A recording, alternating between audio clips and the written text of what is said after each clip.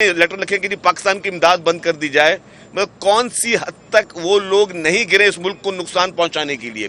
तो जो शख्स उस हद तक इस मुल्क के लिए गिरे हैं तो क्या उसके लिए सिर्फ किसी मुल्क की करारदाद जो कि पाकिस्तान का अंदरूनी मामला है उस पे आके हम कहें कि जी नहीं किसी शख्स को छोड़ दिया जाए।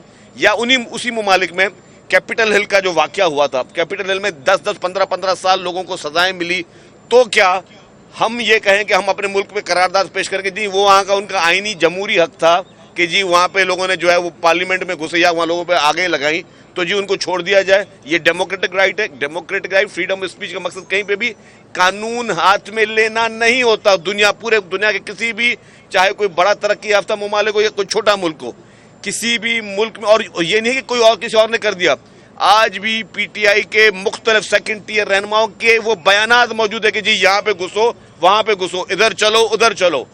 उन जगहों के उन्होंने नाम तक लेके कहा कि चले इस पे हमला करेंगे, धमकियां दी, इदारों को धमकियां दी, मुल्क को धमकियां दी।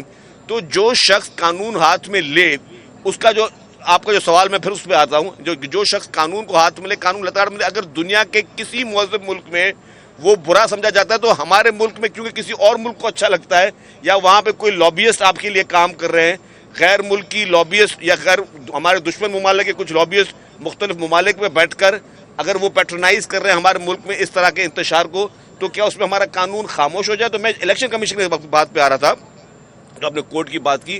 इलेक्शन कमीशन का 2002 का आप पढ़ लें, बहुत ही लाउड एंड क्लियर है, और वो ये लाउड एंड क्लियर वो ये कहता है कि जी जो शख्स, जो पार्टी फॉरेन फंडिंग, ममनुआ फंडिंग ले, वो एलिजिबल नहीं है।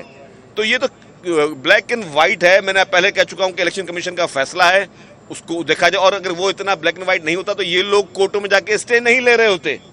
इन लोगों ने 8 साल तक इन केसेस को स्टे लेने की कोशिश इसलिए की कि ये इन लोगों को पता था कि इनके जुर्म साबित हो चुके हैं, और उसमें कोई 1, 2 नहीं 10 अकाउंट इन लोगों ने छुपाए, और उन अकाउंट्स में फॉरेन फंडिंग आती थी। वो पैसे कहाँ गए, कौन से ममालिक से आ रही थी, कौन से ममालिक पाकिस्तान में इस तरह के इंतशार को पैट्रोनाइज करने जा रहे हैं। तो ये सारी चीजें आया हैं, कोई नई चीज नहीं है। तो अदालतों के एहतराम के साथ ये मैं कहता हूं कि अदालतों का बहुत सारा एहतराम है, लेकिन जो रिलीफ नहीं मांगा गया वो दे ही नहीं सकते, और जाती ख्वाहिशों पे ये चीजें नहीं होनी चाहिए।